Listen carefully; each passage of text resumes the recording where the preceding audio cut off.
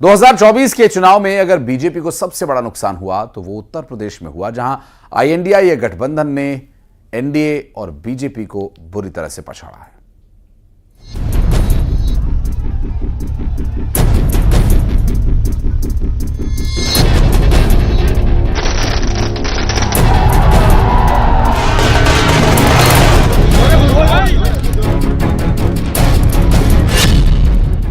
UP में hit हुई राहुल अखिलेश की जोड़ी। भले एनडीए गठबंधन ने अपनी सरकार बचा ली हो, लेकिन इतना तो मानना है उत्तर प्रदेश में राहुल गांधी और अखिलेश यादव की जोड़ी ने कमाल करके दिखा दिया है। 80 सीटों वाले यूपी में इंडिया गठबंधन को मिली प्रचंड जीत ने जहां राहुल और अखिलेश की धाक जमा दी है, तो वहीं दूसरी तरफ बीजेपी और यूपी में योगी सरकार के खिलाफ खतरे की घंटी बजा दी है। यूपी में समाजवादी पार्टी और कांग्रेस को रिकॉर्ड तोड़ जीत मिली है।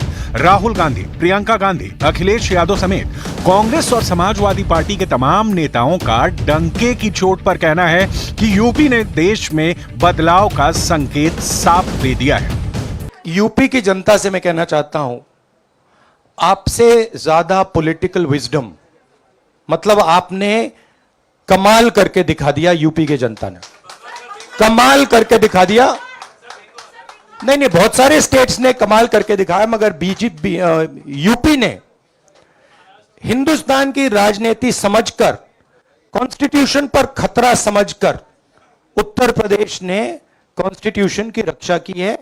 और मैं सब स्टेट्स का धन्यवाद करना चाहता हूं, मगर उत्तर प्रदेश को मैं स्पेशल कहना चाहता हूं। आपने कांग्रेस पार्टी का, इंडिया गठबंधन का समर्थन किया, बहुत बहुत धन्यवाद। अब ये स्पष्ट हो गया है कि ये मैंडेट मोदी जी के खिलाफ गया है। ये उनकी राजनीतिक और नैतिक हार है। अब सवाल उठता है कि आखिर ऐसी क्या वजह रही यूपी में जबरदस्त प्रचार और तैयारियों के बाद भी बीजेपी और उसके सहयोगी दल समाजवादी पार्टी और कांग्रेस के प्रत्याशियों से हार गए। जानकारों के मुताबिक इसके पीछे मोटे तौर पर 7 वजहें मानी जा रही हैं। 7 वजहों से पलटा यूपी का गेम। नंबर 1, यूपी में कांग्रेस एसपी को गठबंधन का फायदा मिला। नंबर 2, दोनों दलों का वोट एक दूसरे को ट्रांसफर हुआ। नंबर 3, बीएसपी का कोर वोट भी इंडिया को मिला। नंबर 4, राहुल अखिलेश की संयुक्त रैलियों का असर हुआ। नंबर 5, साइलेंट वोटरों को समझने में बीजेपी से चूक हुई। नंबर 6, अल्पसंख्यक वोट बैंक निर्णायक साबित हुआ। नंबर 7, चुनाव में कांग्रेस एसपी का तालमेल नजर आया। यूपी की जनता को क्या कहना चाहिए मैम? मैं अपनी यूपी की जनता को ये कहना चाहूंगी कि उन्होंने बहुत ही विवेक दिखाया और मुझे सबसे ज्यादा गर्व अपने यूपी पे है। सबसे पहले तो मैं मैनपुरी लोकसभा क्षेत्र के सभी लोगों को धन्यवाद देना चाहूंगी कि उन्होंने समाजवादी विचारधारा का जो समर्थन किया है। स्पेशली उत्तर प्रदेश की जनता ने भारतीय जनता पार्टी को एक सबक सिखाने का काम किया है। उनका अहंकार, उनकी तृष्णा को तोड़ने का काम किया है कहीं ना कहीं। और जिस तरह सभी समाज और सभी वर्ग के लोग एक साथ आए और जिस तरह समर्थन दिया, क्योंकि सभी लोग त्रस्त हैं।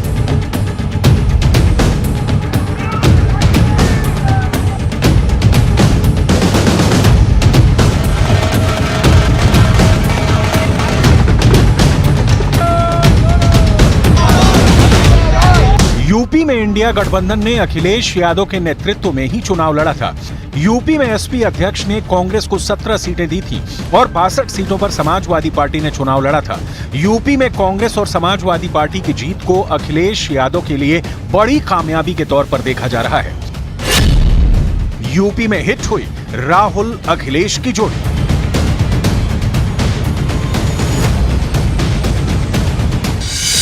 अखिलेश की इस जीत में पीडीए यानी पिछड़ा, दलित और अल्पसंख्यक नारे का भी असर देखने को मिल रहा है। जिस तरह से इंडिया गठबंधन ने आरक्षण और संविधान बदलने को मुद्दा बनाया, उसका असर नीचे तक जाता दिख रहा है।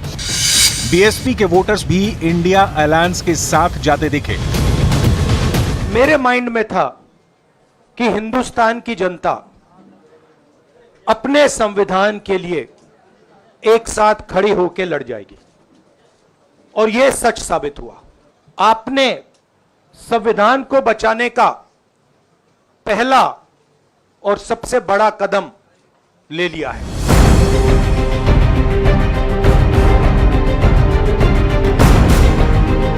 हैरानी की बात तो यह है कि यूपी में राम मंदिर का फायदा भी बीजेपी को मिलता नहीं दिख रहा है। 22 जनवरी 2024 को जब राम मंदिर का उद्घाटन हुआ था तो उसके बाद ऐसा लग रहा था कि यूपी की 80 लोकसभा सीटों पर बीजेपी को जबरदस्त फायदा होगा, लेकिन फैजाबाद से लेकर अमेठी तक यूपी के बड़े चेहरे एसपी और कांग्रेस प्रत्याशियों के सामने ढेर हो गए।